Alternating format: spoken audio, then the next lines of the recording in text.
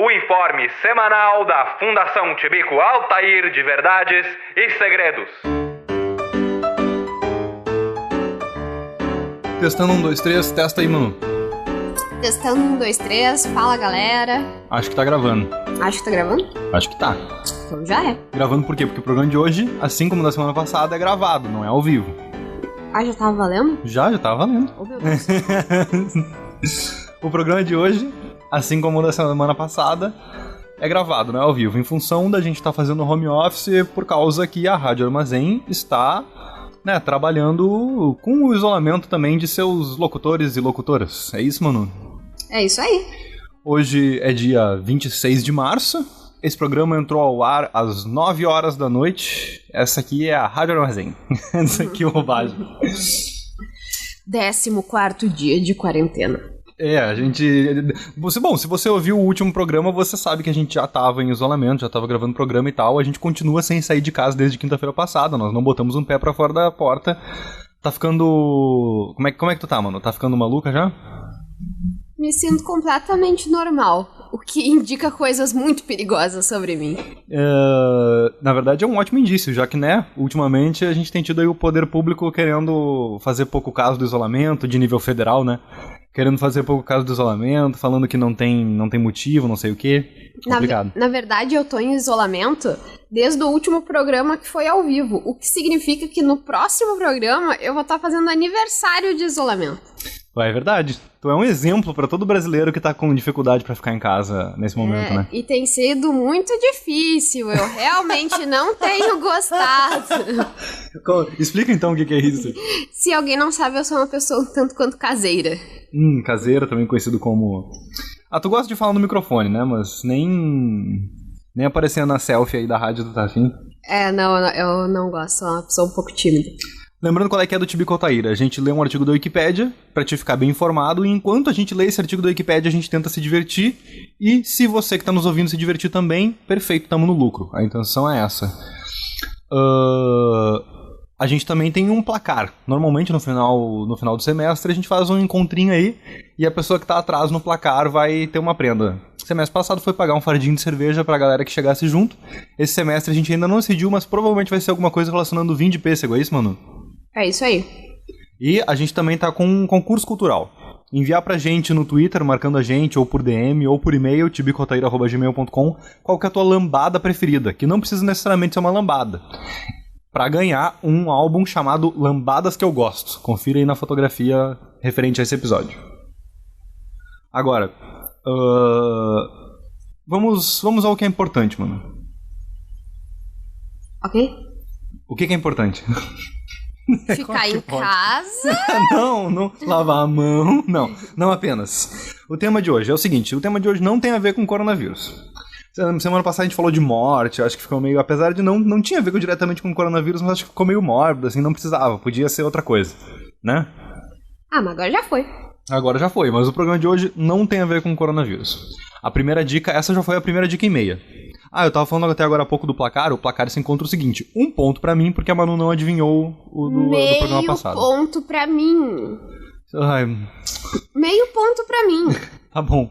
Eu falei que era morte só, eu falei que eram mortes estranhas. Tá bom, meio ponto pra ti, mas tu não pode ganhar de mim por meio ponto, senão eu vou pedir revisão. Meio ponto é meio ponto. Nossa, eu vou ter que entrar com um processo contra ti, cara.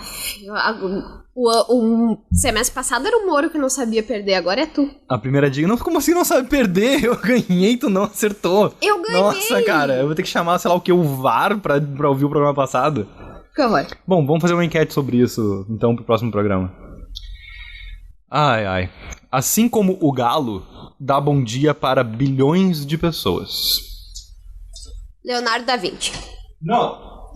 Ok, não é. Chance de outro palpite enquanto eu pego minha água aqui fora. O sol. Aqui fora não, aqui longe. Desculpe, não tô saindo de casa. Sem sair de casa, galera. O sol. Não é o sol. Próxima dica. Infelizmente, está devastando o ecossistema marinho. Guria? É complicado isso daí. Vou ler a primeira de novo. Assim como o galo dá bom dia para bilhões de pessoas. A segunda dica é: infelizmente, está devastando o ecossistema marinho. Eu nem sei o que é ecossistema marinho. Bom, você é mais específico então. Você está matando peixes, muitos peixes. Não vou falar que tipo de peixe, porque senão eu entregaria muito fácil, na minha opinião. É brincadeira, tá, gente? Eu sei o que é ecossistema marinho. Mas que dá bom dia. Dá bom dia pra bilhões de pessoas. Menina! Guria! E aí, qual que é o teu palpite? Não tem palpite. Se você ainda não adivinhou, você é muito baca. O que é um baca? Ah, essa era pra entregar. Ah, tu é baca, então não tem jeito. O que é baca? Baca é um nécio, tipo tu assim, um apedeuta, um mentecapto. Aí eu aposto que quando tu falar, eu vou ficar tipo, essas dicas não tinham nada a ver. Não, ai que ridículo, tu tá duvidando da minha capacidade de elaborar charadas. Completamente. Sim, porque você é mentecapta, tá bom? Baca significa idiota em japonês. Ah. A gente hoje então vai falar sobre o... Ela falou isso quando eu abria... Não. Quando tu falou em japonês, eu pensei, é o Japão. Não sabe o que é Não, baca, é o Japão. Você não sabia. Japão. Japão, o ponto é meu. Bom, Japão, pra quem não sabe, é uma ilha, tá? É uma ilha que fica no Oceano Pacífico, muito perto da China, que tem bilhões de pessoas, entendeu? Conhecida também como a terra do sol nascente, Nippon. Eu vou te dizer, né, guria? Dá pra gente parar de comer balinha enquanto a gente grava? Tipo, eu dou a deixa pra ela falar e aí ela demora pra falar. Porque ela tá comendo balinha. É a quarentena, né? Não tem jeito. Ai. Em japonês, Nihon ou Nippon, oficialmente Nipponkoku ou Nihonkoku, tradução literal Estado do Japão, é um país insular da Ásia Oriental, localizado no Oceano Pacífico a leste do Mar do Japão, da República Popular da China, da Coreia do Norte, da Coreia do Sul e da Rússia, se estendendo do Mar de Okhotsk, no norte, ao Mar da China Oriental e Taiwan, ao sul. Os caracteres que compõem seu nome significam origem do Sol, razão pela qual o Japão é às vezes identificado como terra do Sol nascente. Que fudido tu ter essa referência de si mesmo, né? Tipo, tu se reconhecer a si mesmo como origem do Sol. É tipo, o dia começa aqui em mim, tá, pessoal? Vocês é o resto do dia. E não, isso é tipo... A terraplanista é complicado mesmo, né? Porque, tipo assim, eles não conseguem olhar pra leste e pensar, bom, olha só, o Sol tá vindo de lá, então talvez não seja daqui que ele venha. Silêncio, um oferecimento da Emanuele. Cara, como é que pode? Mas tô esperando tu ler o resto. O país é um arquipélago. De quantas ilhas tu acha, mano? 396. Errou. 6.852 ilhas, cujas 4 maiores são Honshu, Hokkaido, Kyushu e Shikoku, representando um conjunto de 97% da área terrestre nacional. A maior parte das ilhas é montanhosa, com muitos vulcões, como por exemplo os Alpes Montanheses e o Monte Fuji. Assim, claro que o Japão tem 1 milhão de ilhas, tem umas coisas tipo Nara, que é aquela ilha que tem os veados. Sim, tem outra dos coelhinhos. E tem uma ilha só de coelho, pode crer. Tem outra que é cheia de gato, não tem umas coisas assim? Meu sonho. Nara é no Japão, eu tenho quase certeza que Nara é no Japão, vou confirmar isso. Eu iria pra aquela ilha dos gatos, me deitaria no chão, jogaria a ração em mim e viveria o resto da minha vida feliz. Sendo... Sim, aí depois tu acabaria parando no artigo de mortes incomuns que a gente leu no passado, né? Não, Sufocamento por gato em quantidade. Eu acabaria parando no mortes fofas. Porque melhores mortes possíveis. Nara é uma região em Kansai, que é perto de Kyoto, pelo que eu entendi. Não é uma ilha específica. Mas a dos gatos é uma ilha que eu sei. E a dos coelhinhos também. O Japão possui a 10ª maior população do mundo, com cerca de 128 milhões de habitantes. A região metropolitana de Tóquio, que inclui a capital de fato de Tóquio e várias prefeituras adjacentes, é a maior área metropolitana do mundo, com mais de 30 milhões de habitantes. Como é que pode, né, cara? Os caras ficam muito perto. Tipo, 30 milhões de habitantes é muito... Estão conseguindo conter o coronavírus melhor que a gente. Como é que pode, né? Os caras têm a maior área metropolitana do mundo e, obviamente, tem recursos pra caramba. É impossível que as pessoas lá fiquem a 2 metros de distância uma da outra. Não exatamente. Tem... Provavelmente não existe 2 metros entre uma pessoa e outra, tá ligado? Se eles espalharem todo mundo direitinho... Vai parar lá na China. Vai parar na China. Pesquisas arqueológicas indicam que humanos já viviam nas ilhas japonesas no período paleolítico superior. A primeira menção escrita do Japão começa com uma breve aparição em textos históricos chineses do século I d.C. A influência do resto do mundo, seguida por longos períodos de isolamento, tem caracterizado a história do país. Desde a sua constituição em 1947, o Japão se manteve como uma monarquia constitucional unitária com um imperador e um parlamento eleito. A Dieta. Dieta é o nome do parlamento. Mais um silêncio. Ah, cara. Achei que tu ia continuar lendo. Então, tudo bem. Tá, então eu quero fazer um comentário de reclamação aí ao nosso currículo escolar. Como a gente sabe pouco da história do Japão, da China e tal, né? É muito doido, né, cara? O Oriente, de uma maneira geral, a gente estuda pouco sobre eles, né? Porque a gente se trata, tipo, a gente trata da Europa como se a gente tivesse vindo de lá, sabe? Sim. Mas isso, tipo, A gente estuda a história da Europa e tal. É o cúmulo do eurocentrismo. E a desculpa é que a gente veio de lá porque foram eles que colonizaram. Mas, tecnicamente, a gente veio, tipo, do Oriente, né? Não, tipo, a gente deu a volta, tipo... Como assim? Foda-se o Oceano Atlântico. Como assim a gente deu a volta? Como humanidade, Homo sapiens. Não entendi.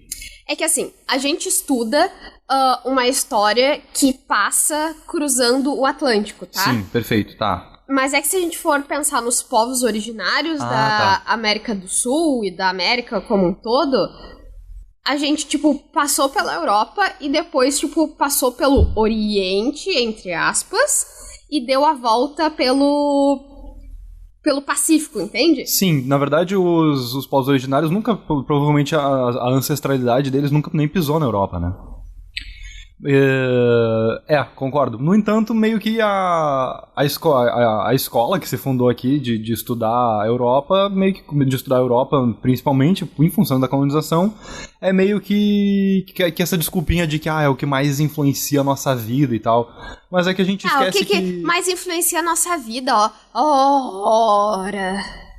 Mas é que a gente esquece coisas como, por exemplo, pensar sobre culturas e povos diferentes e histórias diferentes da nossa e, tipo, outros pontos centrais do mundo, né? Como o Japão é pra China, a China é pro Japão. Tipo, enriquece a nossa experiência de mundo, né, cara? Por isso que a gente trouxe o Japão aqui. Verdades e segredos é isso aí. Isso aí não... Aqui não tem pensamento colonizado. Se bem que a gente tá lendo a Wikipédia, que é um negócio ocidental, escrito provavelmente em português por pessoas do ocidente e tal, mas tudo bem. Vamos tentar, vamos se esforçar. Maurício, todo mundo sabe que a América do Sul é oriental também. Porque o conceito de oriental não é dividir... Tipo, o conceito de oriental que a gente tá falando não é dividir o mundo no meio e daí, tipo, a parte de lá... tipo, a parte da direita é Oriente, a parte da esquerda é Ocidente. É tipo Ocidente cultural, assim, a gente é tão sim, da mesma mistificado quanto, sei lá... Da mesma maneira que o Japão é bastante ocidentalizado, por sua vez, né? Tipo, no sentido de ter absorvido costumes da cultura ocidental. Como uma grande potência econômica, possui a terceira maior economia do mundo, em PIB nominal, e a quarta maior em poder de compra. É também o quarto maior exportador e o quarto maior importador do mundo, além de ser o único país asiático membro do G7. O país mantém uma força de segurança moderna e ampla, utilizada para autodefesa e para funções de manutenção da paz. O Japão possui um padrão de vida muito alto, o 17º maior IDH, com a maior expectativa de vida do mundo. De acordo com estimativas da ONU e da OMS, e a terceira menor taxa de mortalidade infantil. O país também faz parte do G20, grupo formado pelas 19 maiores economias do mundo mais a União Europeia. Adoro esse conceito de G20. Tipo, as 19 maiores e a União Europeia. Tipo, como se ela... Que é um turbilhão de, tipo, de gente. Isso mas essas maneiras de conjugar os países e coisas do tipo, eu penso, tipo, por que é o G8? Por causa que é muito fácil. Eu posso dizer o seguinte, por exemplo, quem que é o G7? Ok, a Alemanha é o G7, por exemplo. Aqui, a primeira edição do G7... eu posso dizer assim, os Estados Unidos faz parte do G1, que é o grupo dos países, do único país mais industrializado do mundo. Exatamente. Grandes coisas, depende do recorde que eu faço, né? Mas com certeza daí outros países iam querer dizer, não, a gente é o G1. Bom, essa é a abertura que a Wikipédia faz sobre Japão, mano. Eu vou pular então pra gente começar a discutir... A etimologia do Japão pode ser interessante. Vamos ver isso? Por favor. Os nomes japoneses para Japão são Nippon e Nihon. Ambos são escritos em japonês usando kanji. O nome japonês Nippon é usado de forma oficial, inclusive no dinheiro japonês, selos postais e para muitos eventos esportivos internacionais. Nihon é um termo mais casual e mais frequente utilizado no discurso contemporâneo. Os japoneses se referem a si mesmos como Nihonjin e chamam a sua língua de Nihongo. Que bonito. E a gente chama de japonês. Nada a ver. Nada a ver, é Japão. Isso, japonês. É estruturalismo, não tem jeito. Tanto Nippon quanto Nihon literalmente significam origem do sol, e muitas vezes são traduzidos como terra do sol nascente. Esta nomenclatura vem das missões do Império com a dinastia chinesa Sui, e refere-se à posição leste do Japão em relação à China. Antes do Nihon entrar em uso oficial, o Japão era conhecido como Ua ou Uakoku. Vou fazer uma reclamação. Por favor. Eu acho que, nome de países e... como é que se chama isso? Gentílicos. A gente devia falar exatamente como aquelas pessoas falam. E escrever, inclusive, com o alfabeto deles. Se dê o trabalho, pô. Ah, não, eu não acho. Eu acho sim. Não, eu discordo, eu não sou a favor de me dar o trabalho só por causa disso. Não, eu acho que ainda a gente mais... tem que se dar o trabalho. Ah, tá. E aí tu acha que todo mundo ia saber a maneira de escrever todos os 130, 140, sei lá quantos países do mundo do jeito que eles se referem. E os 50, 80 analfabetos. Os 50, 80 alfabetos que tem. Maurício. E os povos indígenas, a gente ia aprender os 5 mil que tem na América do Sul. Talvez a gente pelo menos ia se pôr a discutir isso e não tratar culturas inteiras como se fossem simplesmente uma coisinha que dá pra traduzir pra nossa língua, como se não tivesse um tipo de desrespeito nisso. Não, mas não é uma tradução, cara. Japão é um nome legal. Maurício é um colonizador. Não quero nem saber, tô saindo desse programa. Japão é uma corruptela de Nippon, cara. Tanto que a gente fala nipônico ainda. Eles falam Nippon e a gente, foi corrompendo isso ao longo do tempo do português, Sou cara. contra. A palavra em mandarim ou em chinês Wu para Japão foi registrada por Marco Polo como Sipangu. Em xangainês moderno, um dialeto Wu, a pronúncia dos caracteres Tao, não sei como é que Japão é Zepen. Ah, tá. A pronúncia dos caracteres Zepen é Zepen. Pronuncia-se Zepen. Em Wu, o caractere Tao tem duas pronúncias. Informal, pronuncia-se... Desculpa, eu vou pular essa parte de pronúncia, Viu? porque, Se pelo eu amor de Deus. tivesse estudado isso na escola, não estaria tão Por que caralhos eu teria que estudar? Não, desculpa. Bhaskara tá. é importante estudar na escola. É. Microbiologia é importante estudar na escola. Não, falar japonês não é. Tu estuda na escola, né, seu arrombado? Não estudo Shakespeare. Desculpa o palavrão, eu sei que é antes das 10 horas, não pode falar. Não, Desculpa, pode falar palavrão aqui. A gente esqueceu mal e porcamente de se apresentar. Eu sou o Maurício, essa é a Manu, e aí, Manu? Oi, gente. E o Edson faz a técnica do programa. Que excelente, a gente se apresentando aos 17 minutos. O que é isso? Filme do Tarantino? Quarentena, né, Pierre? Quarentena. Não tem quem não goste. A velha palavra Malaya para o Japão, Jepang, agora escrito Jepun na Malásia, apesar de ainda ser soletrada Jepang na Indonésia, foi emprestada da língua chinesa e encontrada por comerciantes portugueses em Malaca no século XVI. Acredite-se que os comerciantes portugueses foram os primeiros a levar a palavra para a Europa. Então, na verdade, Japão é derivado dessa palavra Malaya, que é uma língua austronésia falada pelos malaios. É um grupo étnico antigo aí do rolê ali, daquela banda. História da humanidade, né, Pia? Não tem quem não goste. Tu tá pesando nesse meme. Mas é que esse meme é muito bom pra quando eu não sei o que falar. O Japão é o horror, Pia. Seria o Japão o Armandinho do mundo? Nossa, velho. O Armandinho dos países? A ocupação humana do Japão remonta ao Paleolítico Superior. Tô lendo a história agora. A data mais consensual, eu adoro essa palavra, para a primeira presença humana neste arquipélago é de 35 mil a.C., quando povos nômades, caçadores-coletores chegaram às ilhas vindas do continente através de istmos.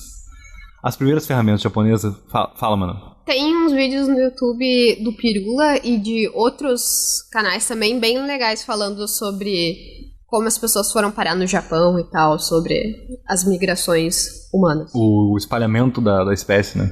Uhum. As primeiras ferramentas de pedra lascada datam dessa época e as de pedra polida datam de 30 mil a.C., as mais antigas do mundo. Ainda não se sabe por que essas ferramentas surgiram tão cedo no Japão. A primeira cultura cerâmica e civilização a se desenvolver no Japão foi o Jomon, que não desenvolveu a agricultura nem a criação de animais. Os Jomon ocuparam as ilhas do Japão desde o final da Quarta Glaciação por volta de 14 mil a.C., deixando vestígios de sua ocupação através de peças de cerâmica consideradas as mais antigas do mundo. Você é louco, mano? Parabéns aí pros Jomon, né? Vamos ver, né? Vou pular. Vou pular pra onde? Pra Era Moderna, pode ser? Por favor. Tá. Esta política deixou a nação isolada por... É engraçado que o cara pula muito no meio do nada. Curiosidade, você sabe qual é a flor do Japão? Qual? O tema tu sabia, mas eu sei a flor do Japão. Fui eu que trouxe o tema, mas é óbvio que eu sei o tema. É o crisântemo. Crisântemo. Conta mais sobre pra gente. Não, eu não sei porque que é, eu só sei que é. Eu sei que essa flor representa o outono. E que tá no título do livro da Ruth Bennett sobre o Japão. E é um dos 4 nobres da ilustração japonesa. Que é tipo como eles ensinam as crianças a desenhar e tal. É uma técnica de ilustração japonesa e daí o crisântemo é só... Mas por que... Como que é a técnica do crisântemo? Qual é que ela tem de diferença das outras 3? É porque cada um faz um tipo de movimento com a mão. E daí, tipo, pra desenhar o crisântemo, tu faz um movimento, tipo... Tu desenha as pétalas, desenha o caule e desenha as folhas. E daí cada um deles tem um tipo de movimento com a mão. Daí o outro é o bambu também. Tem movimentos diferentes e assim os outros são a ameixa.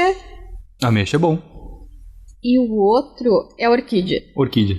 E daí isso é pra, tipo, ensinar através do movimento, entende? Tá, e a cerejeira? Qual é que é a da cerejeira? Então, eu não sei, eu fiquei meio confusa porque na verdade a ameixa se parece muito com a cerejeira, mas... não é a cerejeira, eu não sei. Bom. Antes da gente ler sobre a Era Moderna, eu fui dar uma olhada aqui sobre o que é esta política, que ele começa aqui no trecho de Era Moderna, e na real tem uma história bem interessante. Já tinham missionários portugueses fazendo missões tipo de catequização e coisas assim, da Companhia de Jesus e tal, no século XV e XVI no Japão. Então, tipo, antes de ter as missões que a gente tem aqui no Rio Grande do Sul, por exemplo, de missão de catequização, as jesuíticas, a gente tinha missões parecidas no Japão. Tipo, meio que a galera ocidental já estava tentando colonizar o Japão desde o século XV, tá ligado? Da mesma maneira que eles tentaram fazer por aqui, assim. O Japão era um pouquinho mais organizado, na real. E aí foi por esse motivo que eles tiveram alguns conflitos e começaram a expulsar os missionários do país. E é por isso que é esta política que deixou a nação isolada, entendeu? E tá errado? Esta não política... deixar a nação isolada.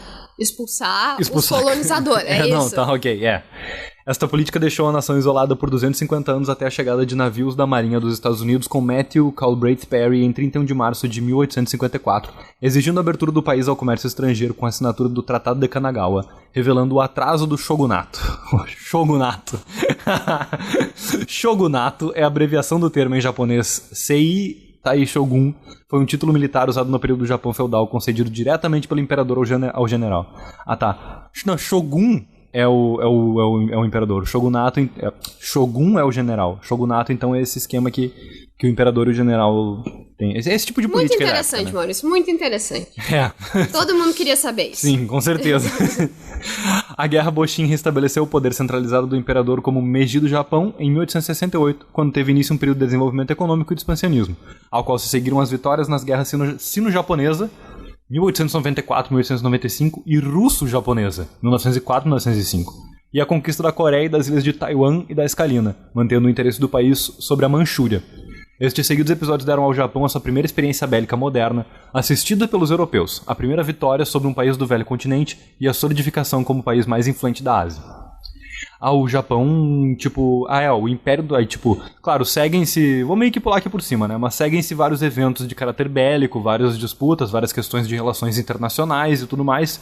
Em 1942, o Império do Japão era, tipo, gigantesco, cara. Incluía, sei lá, a Indonésia, acho que é o Camboja, não sei, eu tô vendo aqui no mapa, não tenho certeza, mas é uma boa parte ali da Indochina.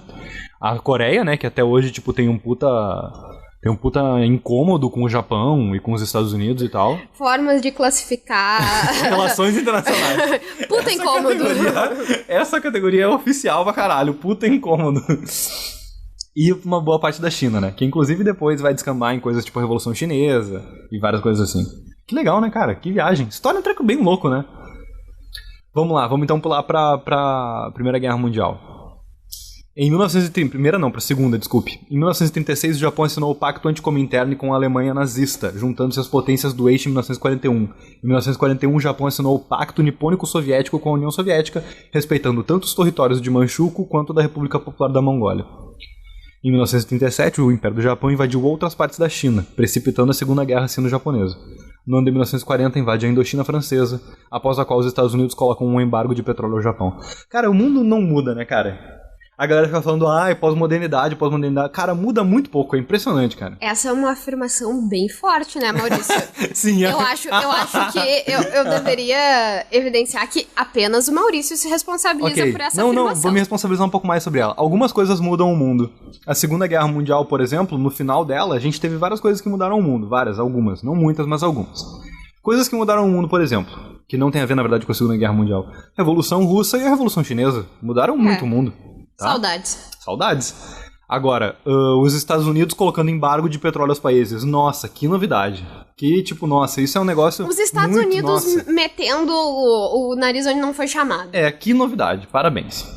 Cara, os Estados Unidos é tipo aquele irmão mais novo que fica se metendo onde não deve. Só que daí a galera foi tolerante com ele e deu no que deu, entendeu? Perfeito. E aí o que aconteceu? Em 7 de dezembro de 1941, o Japão atacou a base naval de Pearl Harbor e declarou guerra aos Estados Unidos, Reino Unido e Países Baixos. Este ato fez com que os Estados Unidos entrassem na Segunda Guerra Mundial e em 8 de dezembro, estes 3 países declararam guerra ao Japão. Após os bombardeios atômicos de Hiroshima e Nagasaki em 1945, após a União Soviética também se opor ao país, o Japão concordou com a rendição incondicional de suas forças em 15 de agosto, o dia da vitória sobre o Japão. Que viagem, né, cara? Os caras precisaram bombardear. Quando o cara vai ler, por exemplo, a história da população do Japão, e a história do Japão, e essa história que a gente tá lendo agora, e a gente vê coisas como, por exemplo, os Estados Unidos colocando um embargo, tá certo que eles estavam com várias políticas imperialistas ali na região, só que, meio nada a ver essa relação Estados Unidos e Japão, que termina com literalmente bombas atômicas, né, cara? Tipo, em cima de crianças. Pode falar mais perto do microfone, se tu quiser. Em cima, desculpa, é que o assunto é tão pesado que cheguei a me retirar aqui. Bombas atômicas em cima de crianças, é preciso dizer, porque o Japão atacou, tipo, uma base militar. Sim. Não, o Japão atacou uma base militar, eles continuam em guerras, um negócio absolutamente militar, ninguém ataca civil de ninguém. Os Estados Unidos, convenhamos, a primeira vez que eles foram... Os Estados Unidos é baixo. É baixaria, cara. A primeira vez que eles foram atacados em território... Quer dizer, ficou louca, né? Ficou louca. Não, se tu for ver, tipo... Tá, excetuando, tipo, todas as guerras de conquista contra o México e contra os povos indígenas e coisas do tipo, eles só foram ser atacados no território deles... Mas é que no 11 de setembro de 2001. Na guerra...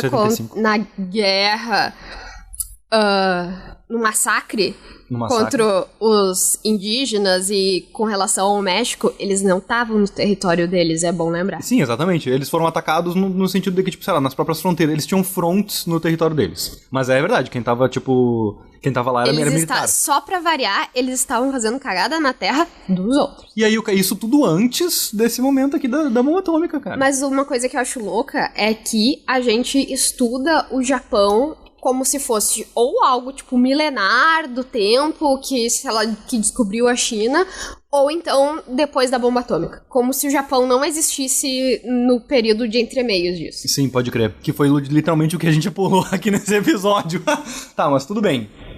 Tudo bem. Não, eu fiquei especialmente mordida, porque essa é a parte que eu mais sei, entre aspas, do Japão, porque eu estudei isso pra aula de antropologia. Ah, sim, tu falou do... e daí da Ruth Benedict. Isso. E daí, nossa, tem um monte de coisa sobre o Japão que parece incrível, mas acredito que eles tinham cultura. Parece uma ideia radical, né, pensar isso, que eles tinham cultura antes da bomba atômica, mas eles tinham suas próprias tradições e tananã. A Segunda Guerra Mundial teve muita propaganda racista em cima do Japão, né, que, tipo, simplificou eles como malucos, fascistas, que estavam embaixo de um governo autoritário, de um imperador maluco, por sua vez e tal. Inclusive, esse livro, a grande crítica dele é que esse basicamente é um livro em que a autora tenta entender a cultura do Japão e descreve ela. Qual que é o nome do livro? O Crisântemo e a Espada. E aí, o problema é que ela foi, tipo, chamada pelo governo pra escrever esse livro porque eles queriam entender o Japão. Mas eles não queriam entender pra, tipo, melhor se relacionar e fazer amizade sem grandes conflitos. Eles queriam entender o Japão pra saber o melhor jeito de atacar, né? E daí tem todo um rolê de que ela não foi pro Japão. Ela só estudou as pessoas conversando, vendo filmes, tipo, pessoas japonesas que estavam nos Estados Unidos. E agora eu vou botar um pezinho na teoria da conspiração. Há especulações de que pode, tipo, ter havido uma espécie de campo de concentração de japoneses nos Estados Unidos. Algo que eles chamavam de ameaça amarela. Cara, isso faz todo sentido, porque uma das fotos bacanas que tem Naquele subreddit que é só de fotos históricas e tal, uma das mais bem votadas, então é uma que recebe bastante atenção, é aquela modelo... Acho que eu te mostrei já essa foto, mano. Posso postar no Twitter do Tibi Kotair, vocês vão achar interessante. É uma modelo chinesa que tá numa praia nos Estados Unidos, tipo, de biquíni, curtindo a vida dela durante a Segunda Guerra Mundial, só que com uma bandeira da China, tipo, junto, assim, dela. Que ela andava sempre com uma bandeira da China gigante, que era pra não confundirem ela com japonesa, né? Imagina o risco que corriam as pessoas que, se estavam pelos Estados Unidos, por algum motivo que fosse, e tinham alguma ligação com o Japão durante essa época, né? Que, convenhamos, a gente pinta essa puta noia de que, ai meu Deus, a União Soviética era um treco horrível, fazia um monte de merda. A Alemanha nazista era um treco horrível, fazia um monte de merda. Os Estados Unidos também era um treco horrível, fez um monte de merda, tanto que a gente tem um episódio só sobre isso. Busca lá o episódio que a gente teve sobre o MK Ultra, também é bem pesado, assim, bem triste, porque, né... Mas ainda que o livro tenha essa motivação um pouco questionável e tal, é bem interessante caso alguém se interesse por ler. Não é um livro difícil de ler, e é bem interessante as coisas que ela conta. O Tribunal Militar Internacional para o Extremo Oriente foi convocado pelos aliados em 3 de maio de 1946 para processar alguns líderes japoneses por crimes de guerra. No entanto, todos os membros da Unidade de Investigação Bacteriológica, que é isso? E membros da família imperial envolvidos na condução da guerra foram exonerados a partir de processos criminais pelo Comandante Supremo das Forças Aliadas. Unidade de Investigação Bacteriológica é um link desse artigo que remete para um artigo da Wikipédia que é: Unidade 731 foi uma unidade secreta de pesquisa e desenvolvimento de guerra biológica e química do Exército Imperial Japonês que realizou experimentação humana letal durante a Segunda Guerra Sino-Japonesa, parte da Segunda Guerra Mundial. Tenho a impressão que tem um vídeo do Átila Biólogo que ele fala um pouquinho sobre isso. Fala? Inclusive, se você não conhece o Átila Biólogo, eu não sei o que você está fazendo. Você não deve estar no Brasil de 2020. Mas, caso não conheça, procure aí. Tibico recomenda Átila Biólogo. Átila Bailarino. Em 1947, o Japão aprovou uma nova Constituição pacifista, enfatizando as práticas democráticas liberais. A ocupação dos aliados terminou pelo Tratado de São Francisco em 1952, e o Japão foi assimilado como membro das Nações Unidas em 1956. Internamente, após o fim da Segunda Guerra, o país passou por décadas de recuperação e afirmação. Teve um crescimento econômico espetacular até se tornar a segunda maior economia do mundo, devido a investimentos do setor privado na construção de novas fábricas e equipamentos e ao senso coletivo de trabalho, que deram ao país uma taxa de crescimento média anual de 10% por 4 décadas. Senso coletivo de trabalho. Ninguém fala que eles eram tipo, sei lá, o exemplozinho dos Estados Unidos durante toda a Guerra Fria. Foram entupidos de incentivo. E também é complicado isso, tipo, tentar entender de um jeito tão simples uma cultura tão diferente e tal. Eu falei, ninguém fala, mas na verdade a próxima frase na Wikipédia é literalmente: estes acordos devem ser fatores geopolíticos, como o medo de que o socialismo avançasse sobre este país completamente arrasado pela guerra, e culturais, devido ao investimento em educação que formou e preencheu vagas no campo tecnológico. Fatores geopolíticos, também conhecidos como incentivo dos países dos Estados Unidos e aliados. Complicado. É isso daí, cara. Essa é a história do Japão. Gostou, mano? Gostou. Algumas curiosidades pra galera que acha o Japão, meu Deus, olha que país perfeito, incrível. Todo mundo sabe que eles se matam pra caralho, nem vou entrar nessa discussão. Se matam... Suicídio, tu quer dizer? Tá. É porque podia ser se matam de trabalhar. Não. E no Japão, eles bebem pra caralho e fumam pra caralho também. Como é que pode? Que viagem, né? É bem comum, pelo que eu entendi, depois do trabalho, tipo, os japoneses saem, vão pra uma espécie de bar, bebem, fumam, vão pra casa, dormem no outro dia, acordam, vão pro trabalho, bebem.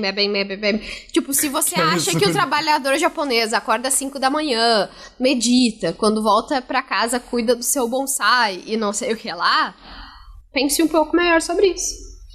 Falando então, eu vou ler os primeiros parágrafos da seção sobre cultura do artigo. A história japonesa produziu uma cultura que mescla influências da tradição chinesa e as formas indianas e ocidentais, desde sua arquitetura à sua gastronomia. Nossa, eu odiei essa frase. Eu tenho certeza absoluta que isso aqui não tem nada a ver, que não tem fonte nenhuma pra isso. Tipo, não tem nada original, então é chinês, indiano e ocidental. A Wikipédia deu bola fora aqui. Fonte, eu acho que é. Fonte, tem a impressão. Primordialmente, o Japão sofreu influência direta da China em um processo iniciado há cerca de 1.500 anos. O Japão e outros reinos asiáticos eram estados tributários da China desde tempos antigos. No entanto, o Japão parou de enviar tributos à China em 894 d.C. A partir daí, a cultura japonesa desenvolveu-se de forma independente e floresceu numa variedade de campos livremente. O processo de nacionalização cultural acelerou-se durante os últimos 250 anos anteriores ao que o Japão se manteve isolado, até 1868, quando se abriu para o mundo ocidental com a assinatura do Tratado de Kanagawa. Nos últimos séculos foi bastante influenciada pela Europa e pelos Estados Unidos. Através dessas influências gerou um complexo próprio de artes, técnicas artesanais como bonecas e objetos lascados e cerâmica, bonsais, origamis e outras artes com papel, ikebana, espetáculos e danças, bunraku, kabuki, nó, rakugo, shibu, yozokai e soran. Isso tudo são espetáculos e danças, cara. Yozokoi soran é um estilo de dança japonesa criado a partir de yozokoi misturando soran bushi. Entendeu? Entendi. Vamos ver. Shibu ou senbu é um termo japonês que designa a dança que acompanha o shigin, a apresentação que se integra à música e a recitação de um poema. O dançarino ou dançarina costuma usar um leque para acompanhar a sua movimentação. Daí tem uma imagem na Wikipedia da pessoa usando um lequezinho. Além de uma culinária única. A cultura japonesa tornou-se conhecida a partir dos mangás e dos animes. Os mangás surgiram com a união entre a pintura tradicional japonesa sobre madeira e a arte ocidental. A animação e os filmes influenciados pelo mangá são chamados de anime. Os consoles de videogames feitos no Japão prosperam desde os anos 1980. Essa é uma influência bem grande que o Japão teve no ocidente, cara. Isso é bem interessante até. Tipo, toda essa... Tanto o anime quanto os mangás, mas os videogames é um negócio muito forte. E especialmente os animes que passaram nas nossas TVs públicas aqui, né? Tipo Dragon Ball e tal. Tipo... Aberto. TVs abertas, isso, desculpe. Nas TVs abertas, nos sinais de TV abertos no Brasil e no, sei lá, não sei falar para outros países. A gente recebeu muita coisa do Japão ali entre os anos 80 e 90, né? Parte daí esse orientalismo que a gente tem sobre o Japão, né? Quando não é uma parada mística, é uma parada, tipo, tecnológica, é robô, é tipo, sei lá, as pessoas ciborgue, umas loucuras desse tipo. Saudades de Dragon Ball. Saudades de Dragon Ball. Diz aí pra gente qual é o seu Dragon Ball preferido. Qual a sua temporada, tipo? É. Ah, tá. Pra minha? Tá me perguntando? A minha é Z. A Saga do Céu. Entre os exemplos mais conhecidos da cultura japonesa estão o sushi na culinária, os bonsais como manifestações culturais, o anime, desenhos animados japoneses, o tokusatsu, filmes e séries de super-heróis japoneses que utilizam efeitos especiais. Ah, sim, tipo os Power Rangers. Que, por sinal, depois foram adaptados pelos Estados Unidos, né? A gente assiste muito pouco. Quer dizer, eu lembro de ver... Existem vários, tipo... Existem vários tokusatsu que são japoneses e que passavam na nossa TV, mas os mais famosos, tipo Power Rangers e tal, eram estadunidenses adaptações. Né? Cara, eu não entendo o que acontece com os Estados Unidos. Eles atrapalham tudo, né? Tipo, e eu fico pensando, mas é em outra língua, olha só, a gente já inventou legenda. Mas a gente não sabe ler. Vamos nada mais do inteiro. que esperada de um estadunidense. Tudo bem, a gente dubla. Não, mas eu não posso ver essas pessoas com o olho puxado. Não isso, não aguento. No fim é isso. Eu tenho que gravar gente com a cara que eu tô acostumado. A nossa campanha de racismo contra japoneses na Segunda Guerra Mundial foi tão forte, mas tão forte que a gente precisa adaptar qualquer coisa que venha do Oriente. Por isso a gente regrava os filmes coreanos também. Tipo, um monte de coisa que eles regravam e ficou uma merda. Agora, bonsai é uma parada muito interessante, né, cara? É tipo uma arvorezinha bem pequenininha. E sushi... Bom, pessoal, sushi é isso daí que tem, né? O sushi que a gente come, cheio de queijo e frito, o Brasil é outra história. O Brasil que eu diga, né? É, o Brasil, tipo... Hot de cream cheese com Doritos. Foda-se. Quem nunca, né, guria? Cultura japonesa na veia pra caralho. Hot de açaí, tá ligado? Hot de açaí. O karatê, o judô e o kendo nas artes marciais e os videogames. É isso, né, cara? Esse é o Japão. Parabéns aí, videogame, karatê. Não, é muito mais que isso. Ah, tá. A gente leu aí pra você. Seguinte, galera. A gente gosta de reservar aí o finalzinho do nosso programa pra encaminhar algum conselho pra alguém que esteja precisando de ajuda. A Fundação Tibicoteira de Verdades e Segredos tem também como intenção ajudar as pessoas a viverem as suas vidas, a melhorar as suas angústias e coisas do tipo. Já ajudamos milhares de pessoas. Então, quem tiver com algum dilema e quiser ouvir alguma alguma ideia, alguma dica, precisar se aliviar um pouquinho, pode escrever pra gente, ou no tibicotaira@gmail.com, ou pode mandar DM no nosso Twitter, ou o meio mais recomendado, porque aí mantém o anonimato, escrever pra gente no Curious Cat. É gratuito e é anônimo, tipo, por padrão. Então, pode ficar super à vontade pra escrever pra gente. Se não tiver nenhum problema, inventa. Que a gente sabe muito bem que essa tua cabecinha nóia aí é capaz de inventar 500 problemas. 500 mil, tranquilinho. Seguinte, o título do desconforto de hoje é o seguinte: Apaixonada por um menino rico. Ai, quem nunca, né, guria? Eu vivo de viva a vida assim. Há muito tempo eu sonhava em ficar com um menino rico. Ele é rico e bonito, e eu não sou rica. Mas sou bonita até. Bom, os outros acham. Desde o começo do ano, queria ficar com ele. E, sei lá, continuar ficando mais vezes, até que ficamos em um baile. Só que, sei lá, foi estranho. Sem conversarmos muito, só beijamos. E na hora que o amigo dele chegou perto de nós, ele me deixou um pouco de lado. E só me beijou e falou que ia pra outro lugar com o amigo dele, sem mais nem menos. Me senti usada. Mas só beijamos, é claro. Me senti meio diminuída. Será que isso se deve ao fato dele ser rico e eu não? O que devo fazer? Estou gamada nele. Ai, guria. Ai, guria. Então, não se deve ao fato dele ser rico. Começa por aí. Primeiro que, assim, deveria mesmo ser tão importante, a não ser que você queira dar um golpe nele, deveria ser tão importante ele ser rico, porque se a intenção é golpe, bom, é importante que ele seja rico. Foca nisso. Foca nisso, beleza. Mas, se não der com ele, vai em outro. Mas se não é o objetivo, então eu deixaria essa característica meio de lado, assim, até segunda ordem, assim, até, tipo, ver outras coisas. Talvez ser rico influencia, né, nele. Mas talvez não seja, assim, o principal. Talvez ele seja um Chernobyl e seria mesmo sem... Mesmo sem ser rico, ser exatamente. Rico, e outra coisa, se tu tá desconfiada que ser rico tem a ver, tem uma chance grande de tu não tá notando, mas na verdade ele ser como é que é a palavra?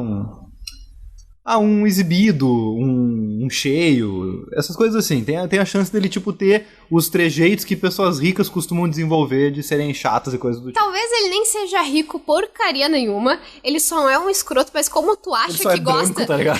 Que merda. Tu só acha que gosta dele e daí tu tá passando pano pros defeitos horríveis dele, pensando, é porque ele é rico, ele não é, tipo, uma pessoa que é um rico. Eu não tô... Aqui, ó, fique bem claro, que eu não tô passando pano pra rico, porque rico pra mim nem é gente. Pronto, falei.